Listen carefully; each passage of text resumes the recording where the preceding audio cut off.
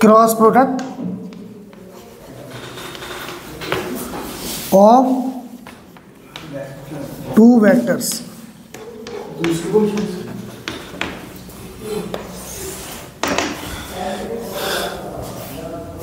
To vectors का cross product क्या होता है? Suppose there are two vectors, a vector, vector b, and angle between them b theta, and a cross b denoted by a cross b.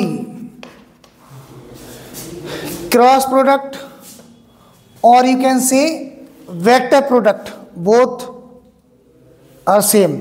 या तो हम cross product कहें या vector product. तो a cross b defined as magnitude of a, magnitude of b sine theta into n cap. Dot product में ये चीज नहीं आई थी, ठीक है। इसका नाम दूसरा कौन सा है? Vector product. रीजन क्या है बताओ? क्योंकि क्रॉस प्रोडक्ट का जो रिजल्टेंट है ये एक वेक्टर क्वांटिटी है, दैट्स व्हाई वी से वेक्टर प्रोडक्ट। और ये वेक्टर किस वजह से? इसकी वजह से, एन कैप की वजह से। एन कैप एक यूनिट वेक्टर है जो ए और बी जिस प्लेन पर हैं उसके परपेंडिकुलर है। ये एक ऐसा वेक्टर जिसका लेंथ 1 है और ये वेक्टर एन कैप है, और इस वेक्टर का डायरेक्शन ए और बी दोनों के परपेंडिकुलर है। अब आप कहेंगे परपेंडिकुलर इधर भी हो सकता है, अपवर्ड, और डाउनवर्ड भी हो सकता है, बोर्ड के अंदर या बोर्ड के बाहर। ये डिसाइड करता है ए क्रॉस बी है या बी क्रॉस ए है। अगर मान लेते हैं ए क्रॉस बी है तो ए से बी की तरफ अगर हम एक किसी स्क्रू को ए से बी की तरफ घुमाएं तो खुलेगा, तो ऊपर की तरफ आएगा। तो ए क्रॉस बी का डायरेक्शन अभी इधर है, और बी क्रॉस ए क्या होगा? बी क्रॉस ए का डायरेक्शन होगा डाउनवर्ड, अंदर की तरफ, क्योंकि ऐसे अगर हम बी से ए की तरफ तो कसा जा रहा है ना वो, तो अंदर की तरफ होगा। बात समझ में आई कि नहीं आपको? अब इसको फाइंड कैसे करते हैं वो सीखेंगे यहाँ पर। Suppose a be any vector 3i cap plus 2j cap plus k cap, b be another vector 4i cap plus 5j cap plus 6k cap. इसमें सर वैसे करेंगे। अब a क्रॉस b को फाइंड करने के लिए हम डिटरमिनेंट का यूज करते हैं। डिटरमिनेंट का यूज करेंगे जिसमें फर्स्ट रो में i cap, j cap, k cap हमेशा लेंगे, और सेकंड रो a के जो डायरेक्शन रेशियोज हैं वो लेंगे 3, 2, 1, 4, 5, 6।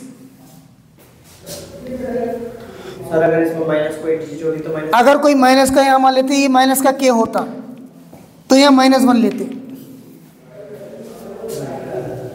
और डिटरमिनेंट को जैसे एक्सपेंड करते हैं वैसे एक्सपेंड कर देंगे। आई वाले को छोड़ देंगे तो आपको पता है आई कैप, और ये फर्स्ट रो फर्स्ट कॉलम को ओमिट करते हुए जो रह जाएगा इसका मल्टीप्लाई यहाँ 12 और माइनस ये और प्लस का 5 हो जाएगा। ये प्लस का लेंगे फिर माइनस का जे। सर अगर यहाँ पर -2 होता तो फिर प्लस का जे लेते हैं। अगर यहाँ -2 होता तो प्लस का जे लेते हैं। नहीं, हमेशा पहला प्लस का आई आएगा फिर माइनस का जे आएगा और बाकी ब्रैकेट के अंदर जो होगा इसका मल्टीप्लाई यहाँ करेंगे। अब देखो पहला रो और सेकंड कॉलम छोड़ देंगे, इसका मल्टीप्लाई यहाँ कितना आएगा 18 और माइनस ये नहीं, जैसे कि हम उसमें नहीं कर देते, जैसे कि A1 निकाला, A1 निकाला, नहीं, उससे कोई मतलब नहीं है ना। ये आप ध्यान रखें, प्लस माइनस प्लस 18 और ये कितना आएगा प्लस 4 हो गया। और प्लस आने का रीजन पता है ना आपको, माइनस प्लस हो गया और प्लस के फर्स्ट रो थर्ड कॉलम। अब ये रह गया, इसका मल्टीप्लाई है 15 और माइनस ये 8। ब्रैकेट को सॉल्व कर लो, कितना आएगा 17 आई कैप, ये कितना आएगा 22 माइनस का 22 जे कैप और ये कितना आएगा 7 के कैप, ए क्रॉस बी। अब मुझे बताओ ए क्रॉस बी ये वेक्टर है कि नहीं, तो रिजल्टेंट क्या है इसका, वेक्टर क्वांटिटी है। और आपको पता है जब हम ए डॉट बी अगर करते हैं हम तो आई कैप जे कैप के कैप की फॉर्म में थोड़ी आता है आंसर, कोई स्केलर नंबर आ जाता है। बात समझ में आई कि नहीं आपको। तो यहाँ आप गौर करो आप एक बात पर कि एन कैप क्या है, एन कैप क्या है, एन कैप है इन दोनों के परपेंडिकुलर यूनिट वेक्टर जिसका लेंथ 1 है। अब ये बताओ मुझे, ये मैग्नीट्यूड ऑफ ए, ये भी कोई नंबर आएगा, जैसे 3 मान लेते कुछ भी आए, और ये भी कोई नंबर आएगा, और साइन थीटा ये भी कोई नंबर होगा, है ना, जो भी है ये सब मिलके क्या बनेगा, एक नंबर बनेगा। ये के मान लेते के बनेगा और ये क्या हो गया एन कैप। समझ में आया कि नहीं। तो ये के जो है ना, के क्या कर रहा है ऐसे, इस एन कैप को स्ट्रेच कर रहा है के टाइम्स, यानी कि मान लेते हैं ये है एन कैप और के मल्टीप्लाई एन कैप, के टाइम्स हो गया उसी डायरेक्शन में। मेरी बात समझ में आ रही कि नहीं आ रही है। मैग्नीट्यूड ये जितना ज़्यादा होगा इसका इम्पैक्ट उतना ही बढ़ता जाएगा, बढ़ता जाएगा नहीं बढ़ता जाएगा। अब मुझे बताओ साइन थीटा का वैल्यू थीटा के इंक्रीज करने पर बढ़ता है घटता है,